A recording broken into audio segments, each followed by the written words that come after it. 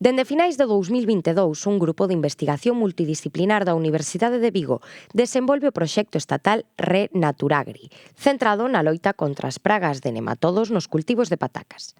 Nela avalían o impacto agronómico, ambiental e económico de substituir os nematicidas sintéticos por estratexias baseadas na natureza. Entre os resultados xa obtidos están que o uso dunha planta trampa, a Solanum sisibrifolium, pode contribuir a duplicar a marxe de beneficios por hectáreas dos cultivos, aumentando a súa produción ata nun 21%. Este proxecto está liderado dende a Facultade de Ciencias do Campus de Ourense e o Instituto de Agroecoloxía e Alimentación da Universidade de Vigo.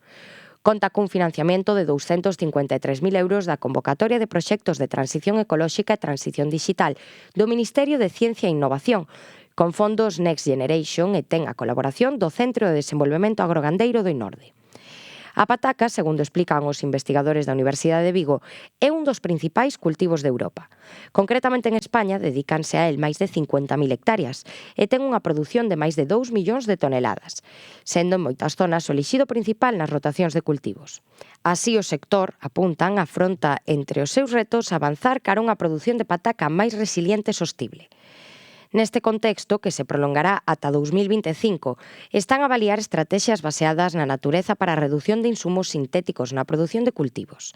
Este estudo abrangue diferentes eidos, analizando o impacto das técnicas propostas no cultivo da pataca sobre o seu rendemento e calidade no ecosistema e tamén nos custos e beneficios para os agricultores, a sociedade e o medio ambiente.